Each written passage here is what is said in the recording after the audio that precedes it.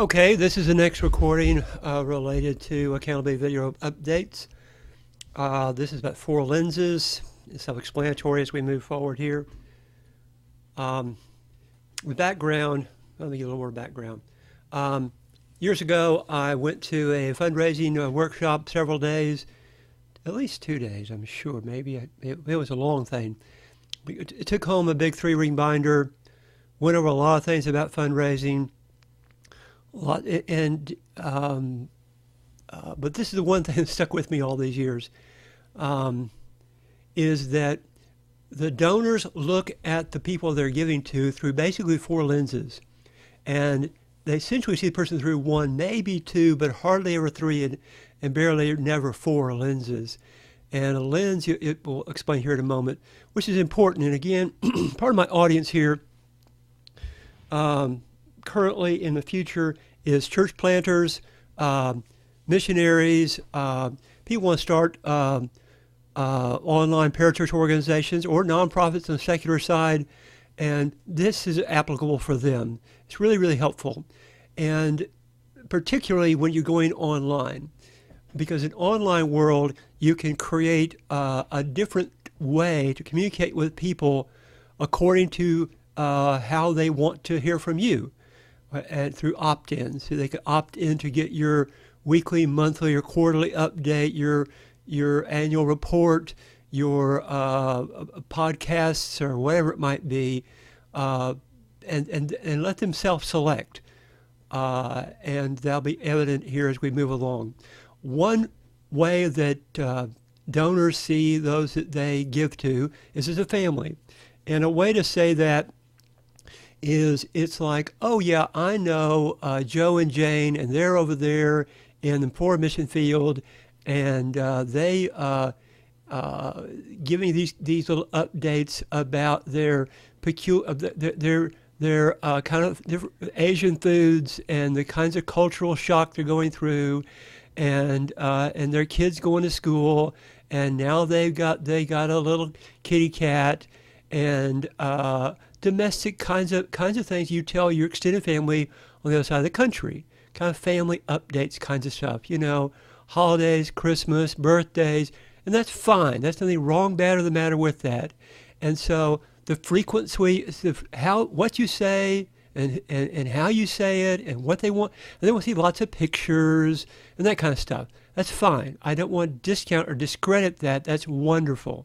And we are the family of God, and we're all members of each other. That's all marvelous, okay? So that's not my strongest suit, and I need to develop that some more. So,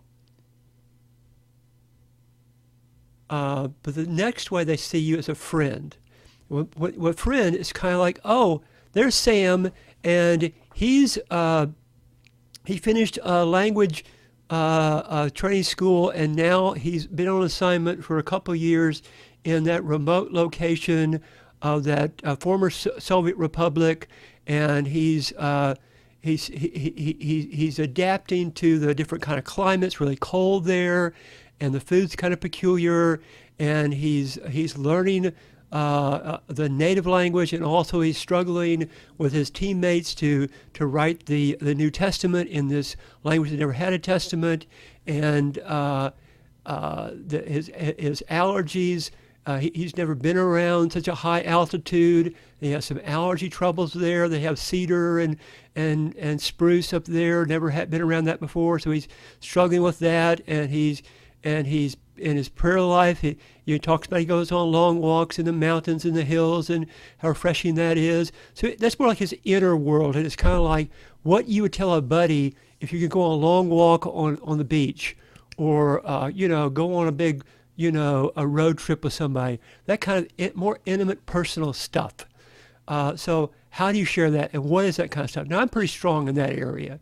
I mean, if you get around me long, you're going to know about my inner world and my external struggles and my, spiritual walk. So and because and that's real important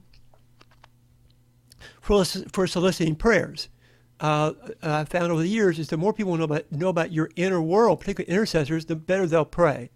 And to tell the particulars, you need money for your computer's having trouble, your car's breaking down, you have trouble going to sleep, whatever your physical, emotional, financial, relationship troubles, tell them. Tell intercessors. Definitely tell them. Tell them the symptoms, tell them the problems, tell them the causes, tell them what the Holy Spirit's telling you about what verses. That's really, really helpful. So that's the view of a friend. And sometimes, like I said, somebody can see through one or two, rarely three, and never really four lenses. But this is how this is. So, hello, here we go. The next lens is minister. And this might be that, I remember last spring when we had the Missions Emphasis Week at our local church, Jimmy Jones came and he gave us, and he's serving in India, and he's teaching the pastors at that Bible college, and he's training up the people there in his specialty, which is Old Testament survey. And he gave us a really wonderful teaching about the Old Testament. I really saw the insights about how the book of Leviticus, the book of Hebrews are so similar. I know Christ better. And wow, the tabernacle is so amazing. And God is such a great God. Oh, wow. Because he did that, we only had just a half a day with him, and he just does this for years over there.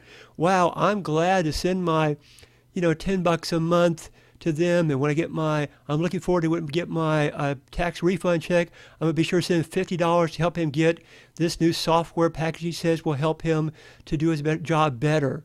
Wow, he's a minister. And so if you're a minister, then you minister to your people. You give them Bible lessons or devotionals or insights about Greek or Hebrew, what you're learning or what you're teaching, because they want to see you as a minister. Now, again, what gets real tricky here, notice, is that when people see you as a minister, they don't want to know that you also have trouble with procrastination or depression or perfectionism, your friend things. They don't want to know that your car's breaking down. They can't. That's hard for them to compute. That this wonderful, smart, amazing person of God could also have troubles like my neighbor and me. It's really hard, and that's really tricky for a pastor. A pastor at a local church needs to really be the Bible answer man and the authority and the scriptural genius, and it's hard for him to say that I'm having ulcers and I have acid reflux, and pray for me because blah blah blah, and I still feel I still eat pizza and I shouldn't. You don't want to say that because he's the minister, so it's tricky. He needs to, in my opinion, or at least he needs to have a small group of inside people like elders or inner circle intercessors he's able to share those things with. Or the pastor is a really tricky spot. Hardly pastors have really close friends or intimate confidants, or pastors hardly have pastors. It's just sad all by itself. And the great tragedy I've ever known of is that most pastors' wives don't have consistent prayer partners that pray for them and with them for the church and for their family and for the pastor's wife. And that's just, oh my gosh. Oh, well, I better move on. Oh my gosh. And then the last thing is investment. And so let us say, I've known a lot of international students over the years who go to seminary, and the ones that get funded to come here by the big donors is they have to not only be motivated, but they have to also have done some pretty remarkable experience in the field. Most of them have already planted churches or been Bible college teachers in developing countries like India or Kenya or something like that. And so they're getting advanced degrees to go back to do more and bigger and better. And often I've seen these guys that will go home on summer break. And there's one guy in the Ivory Coast. And he's still 1 or 2 years before he graduates. He goes back there. He already has planted, 6 or 8, 12 different churches before he came here. he maintained continual contact with 24 different pastors and church planners over there. He goes back there and he says he can be there for 10, 12 days in his home country. They line him up to speak to a group of 50 to 100 different pastors and church leaders. So so he graduates with his THM, which is kind of an okay, moderate, pretty good degree in the U.S. It's a highly advanced degree in a lot of developing countries. He's one of the 0.1% most educated people in his country. Contrast to here, we got more, and so he speaks at pastors' conferences. He becomes a keynote speaker in some places. So therefore, to help him with his car, with his kids, and he has, Lordy, 3 kids, with their dental needs, or with his being able to get Bible study software, that's an investment. And that's where I need to go that direction and think more like to appeal to people for investments. And so there's that view. Again, I request your comments, suggestions, and questions. Please subscribe to this channel. I'm at 11 minutes. I need to stop. I'm not sure my limit's 10 minutes, so I never stop right now. Thanks. Bye.